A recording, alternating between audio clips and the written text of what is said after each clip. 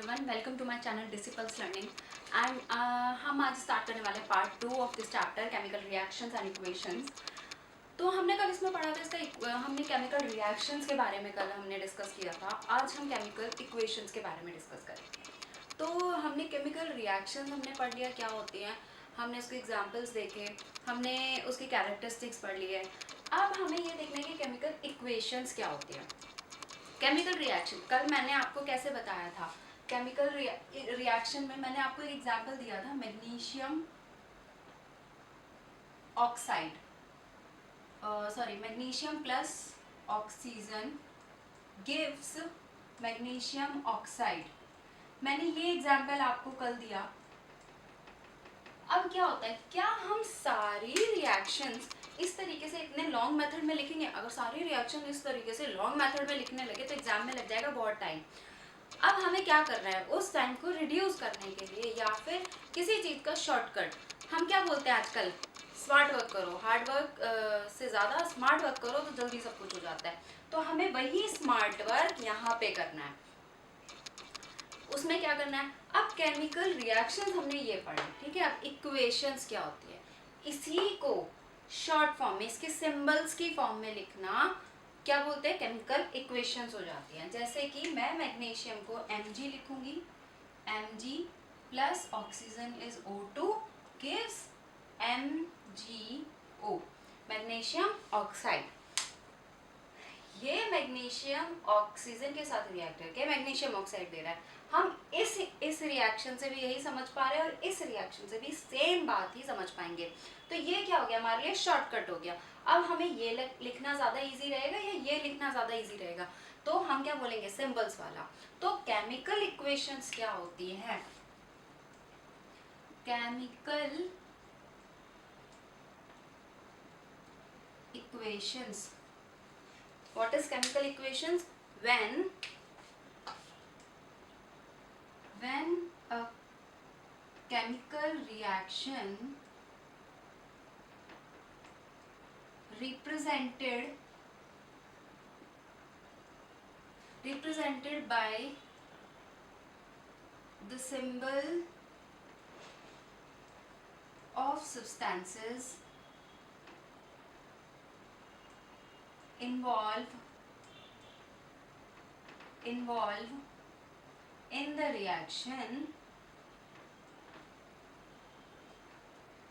is known as chemical equation. अब chemical equation का मैंने आपको एग्जांपल ये दे दिया है कि हमने कल इस तरीके से अगर उस केमिकल रिएक्शन को लिखा है तो हम कैसे लिख सकते हैं, इसको लिख सकते हैं। तो इसको हम क्या बोलते हैं, इसको हम बोलते हैं केमिकल इक्वेशन, जिसको हम सिंबल्स की फॉर्म में रिप्रेजेंट कर रहे हैं। अब हम केमिकल इक्वेशंस की बात कर रहे हैं तो हमारे पास 2 टाइप के इक्वेशंस होते हैं, ठीक है। वो 2 टाइप्स के इक्वेशन कौन से हैं, 2 types of equation,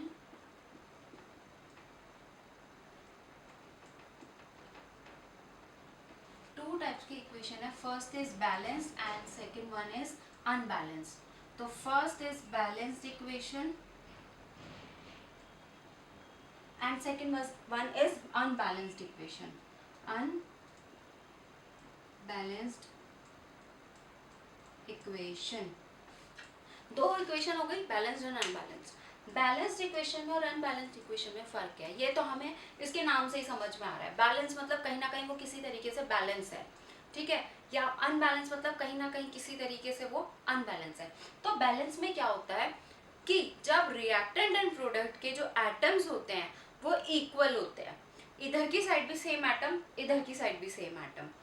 अनबैलेंस में क्या होगा, इधर की साइड सेम एटम और इधर की साइड सेम एटम नहीं होंगे। सपोज लेफ्ट साइड पर रिएक्टेंट्स में 4 एटम्स हैं, दोनों किसी एक एलिमेंट के, मान लो 4 एलिमेंट्स हैं, तो इधर भी 4 होने चाहिए, वरना वो अनबैलेंस्ड हो जाएगी। अगर 4 हैं तो वो बैलेंस्ड हो जाएगी। तो एक एक एग्जांपल ले लेते हैं, आप इजीली इसकी डेफिनेशन लिख सकते हैं। when the atom in the reactions are equal in reactant and products, when atoms are not equal और the same in product and reactants, ठीक है, दोनों में सेम नहीं होने चाहिए। तो इसका एक एक एग्जाम्पल लिख लेते हैं। जैसे कि इसका एग्जाम्पल हो जाएगा Zn plus H2SO4 gives zinc hydro sulphuric acid के साथ रिएक्ट करने पर क्या देगा, zinc sulphide ZnSO4 plus hydrogen gas release होगी, ठीक है। अब इसमें चेक करते हैं कि क्या हमारे जो एटम्स हैं वो सेम है, एक एक करके लिखते जाते हैं, ठीक है। देखो Zn के रिएक्टेंट्स में कितने हैं और प्रोडक्ट में कितने हैं, इस तरीके से लिखते हैं इसको। Zn के रिएक्टेंट में कितने हैं और प्रोडक्ट में कितने हैं, ये रिएक्टेंट में हो गए और इधर हम लिखते हैं प्रोडक्ट में कितने हैं, ठीक है। तो किसके लिखे सबसे पहले, जिंक के, फिर हाइड्रोजन के, फिर एस क्या होता है, SO4 एक साथ नहीं लिखना, S सल्फेट, S के O ऑक्सीजन के, ठीक है। इन चारों के हमें देखने हैं, तो क्या ये इक्वल है या नहीं है ये चेक करना है। सबसे पहले हम Zn के लिखते हैं, रिएक्टेंट में कितना, 1 एटम, प्रोडक्ट में कितना, 1 एटम, इसमें भी 1 एटम है और इसमें भी जिंक का 1 एटम है, 1 1, ये हमारा बैलेंस्ड है। हाइड्रोजन इसमें कितना है, रिएक्टेंट में 2, इधर भी 2, प्रोडक्ट में भी 2, तो 2 2, इसका मतलब हाइड्रोजन भी हमारा यहाँ पर बैलेंस्ड है। नेक्स्ट S सल्फेट, S कितना है इधर, 1, ये हाइड्रोजन तो 2 हो गया, अब S कितना है, 1 है, यहाँ पे भी S कितना है, 1 है, इसका मतलब ये भी बैलेंस्ड है। हम क्या बोल सकते हैं कि ये वाली इक्वेशन, ये वाला एलिमेंट भी, सब्सटेंस भी, सल्फेट जो है वो भी क्या है, बैलेंस्ड है। अब बचा है ऑक्सीजन, ऑक्सीजन में इधर भी 4, इधर भी 4, इसका मतलब ये भी 4 है और ये भी 4 है। तो मैं क्या कह सकती हूँ कि जब सारे एलिमेंट, जब सारे सब्सटेंसेस इक्वल हैं तो तो क्या होगा, प्रोडक्ट और रिएक्टेंट में जब एटम्स इक्वल आ रहे हैं तो इसका मतलब कि जो रिएक्शन है वो बैलेंस्ड रिएक्शन है। तो हमने इसी का एग्जांपल लिखा है, बैलेंस्ड रिएक्शन, ठीक है। अनबैलेंस्ड का एग्जांपल देखते हैं। अनबैलेंस्ड का एग्जांपल क्या हो जाएगा, एक छोटी सी रिएक्शन है अनबैलेंस के लिए, H2 plus O2 gives H2O। क्योंकि देखो हम हाइड्रोजन और ऑक्सीजन कभी भी सिंगल नहीं लिखते हैं, इसका एक रीज़न है, हम 9th क्लास में हमने पढ़ा है ये। इसका एक रीज़न ये है कि हाइड्रोजन के पास क्या होता है, 1 इसकी वैलेंसी होती है, तो ये अपनी एटॉमिक शेल को पूरा करने के लिए हमेशा पेयर में रहेगा। तो हाइड्रोजन भी 2, ऑक्सीजन की भी वैलेंसी ऐसे क्या है, उसमें भी उसको ऑक्टेट को पूरा करने के लिए उसको एक और की ज़रूरत है, तो ये हमेशा पेयर में रहेंगे, H2O2। तो H2 और O2 को मिलाकर क्या बनता है, when H2 and O2 hydrogen और oxygen reacts gives water, hydrogen oxide H2O, ठीक है, हमें वाटर मिल रहा है। बट अब हमें ये देखना, हम ये अलग डिटेल थी, वो मैंने बस ये बताया कि इसको हम H2O2 क्यों लिखते हैं, ये एक अलग डिटेल है। हमें ये देखना है कि ये अनबैलेंस्ड कैसे है रिएक्शन। तो ये अनबैलेंस्ड कैसे है, इधर हम रिएक्टेंट्स लिखते हैं, इधर प्रोडक्ट लिखते हैं। इधर देखो हाइड्रोजन है और ऑक्सीजन है, इसमें 2 ही एलिमेंट है, हाइड्रोजन और ऑक्सीजन। इसको देखते हैं कि रिएक्टेंट में कितने हैं और प्रोडक्ट में कितने हैं। तो हाइड्रोजन इधर 2 है, इधर भी 2 है, हाइड्रोजन हमारा इधर भी 2 है और इधर भी 2 है, तो इधर दोनों में ही एटम्स में क्या है, 2 एटम्स हैं, दोनों साइड, रिएक्टेंट में भी और प्रोडक्ट में भी। अब ऑक्सीजन देखते हैं, यहाँ पे रिएक्टेंट में ऑक्सीजन है 2, बट प्रोडक्ट में कितना रह गया, 1 रह गया, ठीक है, ये 1 ही रह गया। तो अब हम क्या बोल सकते हैं कि जब इसके रिएक्शंस के एटम ही मैच नहीं हो रहे हैं, एटम ही सेम नहीं है रिएक्टेंट एंड प्रोडक्ट में, तो क्या हो गई, अनबैलेंस्ड इक्वेशन हो गई। तो ये हो गया बैलेंस का एग्जांपल, ये हो गया अनबैलेंस्ड रिएक्शन का एग्जांपल। अब क्या होता है कि इससे हमें सीखनी है बैलेंसिंग कैसे करते हैं, क्योंकि हमें क्या पता है, हमने ये कहा था कि क्या होता है कि कोई भी एटम चेंज नहीं होता। जब हमने केमिकल रिएक्शन पढ़ा था तो हमने कहा था कि क्या होता है, वही एलिमेंट यूज हो रहे हैं, मास भी उतना ही रहता है। तो इससे पहले एक टॉपिक है कंजर्वेशन ऑफ मास। तो कंजर्वेशन ऑफ मास हमें इससे पहले पढ़ना पड़ेगा। हमें इसके बाद अनबैलेंस्ड है तो हमें बैलेंस करके चलना है, क्योंकि बैलेंस रहता है, क्योंकि मास इधर उधर नहीं होता कभी भी, हम उसको बैलेंस कर देते हैं। तो बैलेंसिंग से पहले हमें एक टॉपिक समझना है, कंजर्वेशन ऑफ मास। तो कंजर्वेशन ऑफ मास क्या होता है? कंजर्वेशन वर्ड से ही समझ में आ रहा होगा कि कंजर्वेशन ऑफ मास क्या होगा।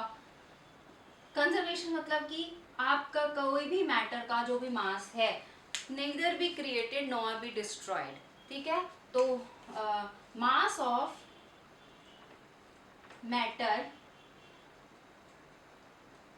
can neither be created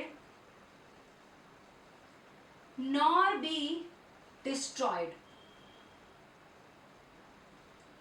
nor be destroyed। किसी भी मैटर का मास ना हम क्रिएट कर सकते हैं ना हम डिस्ट्रॉय कर सकते हैं, जो मास है वो रहेगा। अब आप बोल सकते हो कि जब हमने ये रिएक्शन हुई, हाइड्रोजन और ऑक्सीजन की जब रिएक्शन हो रही है, तो इसमें तो यहाँ पे इसका एटम कम हो गया, तो इसका मतलब यहाँ पे मास कम हो जाना चाहिए। बट ऐसा नहीं होता, हम क्या करते हैं, उसको रीअरेंज कर देते हैं, बैलेंसिंग कर देते हैं। तो कंजर्वेशन ऑफ मास का मतलब अगर ये हम डेफिनेशन दे रहे हैं, हम ये टॉपिक इस तरीके से पढ़ रहे हैं, तो इसका मतलब हम इसको कहीं ना कहीं बैलेंस करेंगे, ठीक है। अब जब रिएक्शंस को बैलेंस करते हैं तो क्या होता है, हम उसके एटम्स को दोनों साइड इक्वल कर रहे हैं, हम इसको भी 2 बना देंगे, ठीक है। तो हम अभी हमें नेक्स्ट टॉपिक पढ़ना है बैलेंसिंग ऑफ इक्वेशंस। बैलेंसिंग क्या होती है? बैलेंसिंग में हम डिफरेंट टाइप के जो एटम्स हैं, डिफरेंट टाइप के जो एटम्स आएंगे, उसमें हम रिएक्टेंट और प्रोडक्ट में इक्वेशन को, उसके एटम्स को बैलेंस कर देंगे, ठीक है। तो इसका एक एग्जांपल लेते हैं, यही वाला एग्जांपल ले लेते हैं जहाँ हमने अनबैलेंस्ड इक्वेशन पढ़ी है, तो इसी को बैलेंस करके दिखाते हैं, ठीक है। इसका एग्जांपल लेते हैं, H2 plus O2 gives H2O। मेरे पास ये हो गई इक्वेशन, जिसमें कि हमने यहाँ देख लिया कि ये अनबैलेंस्ड इक्वेशन है, मुझे इसे बैलेंस करना है। मैं क्या करूँगी, स्टेप बाय स्टेप करेंगे। ये छोटी सी इक्वेशन है, इसमें 1 या 2 स्टेप में ये खत्म हो सकती है, ठीक है। बट जैसे कुछ इक्वेशन है, मान लो ये वाली इक्वेशन थोड़ी अनबैलेंस्ड होती, ये वाली नहीं होती है ऑल्दो, बट अगर ये अनबैलेंस्ड होती तो इससे भी बड़ी बड़ी थोड़ी रिएक्शंस होती हैं, तो वो हो सकता है आपको 4 to 5 और 6 स्टेप्स लग जाए। इस इक्वेशन में सिर्फ छोटे से स्टेप लगेंगे। कुछ क्वेश्चन इस चैप्टर के लास्ट में इक्वेशन बैलेंसिंग के मैं कुछ क्वेश्चंस ले लूंगी ताकि आपको अच्छे से क्लियर हो जाए। अभी हम सिर्फ कॉन्सेप्ट पे फोकस करते हैं, उसके बाद जब ये चैप्टर में पूरा फिनिश हो जाएगा, ओवर हो जाएगा, उसके बाद मैं कुछ क्वेश्चन बैलेंसिंग के एक्सप्लेन भी करूंगी ताकि बैलेंसिंग वाला टॉपिक आपको अच्छे से क्लियर हो जाए। तो ये H2O2 अब हमें क्या करना है, इसके स्टेप 1 से स्टार्ट करते हैं। स्टेप बाय स्टेप हमें हमेशा बैलेंसिंग करनी है, चाहे एग्जाम में क्वेश्चन आ रहा है, बट स्टेप बाय स्टेप ही आप बैलेंसिंग करोगे। तो स्टेप 1 क्या होगा, इधर H2O2 है, ठीक है, इधर H2 प्लस O2 है, मुझे क्या करना है, इस ऑक्सीजन को बैलेंस करना है।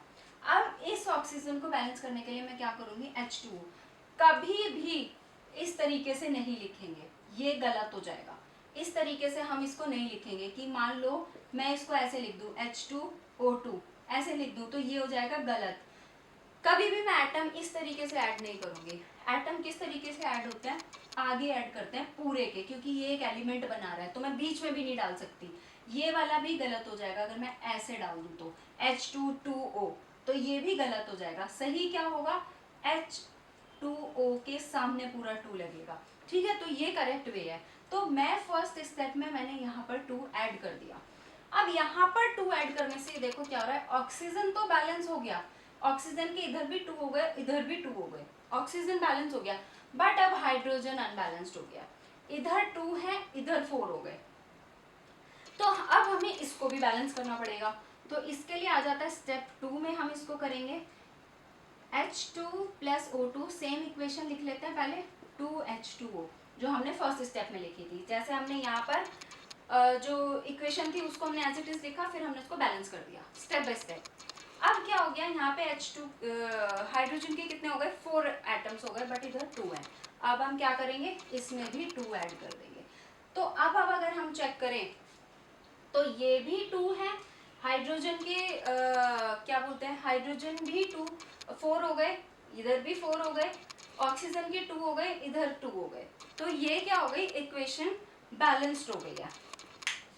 ये तो हमारी एक छोटी सी इक्वेशन थी जिसमें हमें सिर्फ 2 स्टेप्स लगे बैलेंस करने में, बट कुछ इक्वेशंस ऐसी भी होती हैं जिसमें कि हमें 5 to 6 स्टेप्स लग जाते हैं। तो उन इक्वेशंस को देख के घबराना नहीं है, ट्राई करो, एक एक एलिमेंट्स को लेके चलो, अपने आप बैलेंस होती चली जाएगी। इस बैलेंसिंग इक्वेशन के बाद 2 टॉपिक्स हैं, exothermic reaction and endothermic reaction. Endothermic reaction, exothermic reactions क्या होती हैं, जिसमें हीट एब्जॉर्ब हो रही है। एक्सोथर्मिक रिएक्शंस में क्या हो रही है, हीट रिलीज हो रही है, हीट रिलीज होगी। और एंडोथर्मिक में क्या होगा, हीट एब्जॉर्ब होगी। ठीक है, इसमें हीट एब्जॉर्ब हो रही है। तो इसके एक एक एग्जांपल है, जैसे कि इसमें methane gas, when methane gas reacts with oxygen gives carbon dioxide and water and heat energy is released. Second endothermic reaction में क्या है, when nitrogen gas is react with oxygen in the presence of heat it gives nitrogen monoxide. In equation को मैंने balance करके already लिखा हुआ है, क्योंकि हम ये चैप्टर पढ़ रहे हैं इक्वेशन वाला, जिसमें हमने बैलेंसिंग अनबैलेंसिंग पढ़ा है। अब अगर हम अनबैलेंसिंग पढ़ रहे हैं और हमने इक्वेशन को बैलेंस करना भी सीख लिया है, तो हम आप इसके बाद जो भी इक्वेशंस लिखेंगे वो बैलेंस करके ही लिखेंगे। तो इसमें जैसे कि CH4 है, अब एक एक एलिमेंट्स का हम देखेंगे। कार्बन का, कार्बन इधर भी 1 है इधर भी 1 है, तो ये बैलेंस है, इसको बैलेंस करने की जरूरत नहीं थी। हाइड्रोजन इधर 4 है बट इधर 2 थे, तो मुझे इसको बैलेंस करने की जरूरत थी, इसलिए मैंने यहाँ पे 2 ऐड कर दिया। हाइड्रोजन 4 हो गए, इधर भी 4 हो गए। अब इधर क्या हुआ, ऑक्सीजन 2 हो गए और ये 2 4 हो गए। अब ऑक्सीजन इधर 4 हो गए, तो मुझे इधर भी 4 करने की जरूरत है, तो इधर भी मैंने 2 ऐड कर दिया।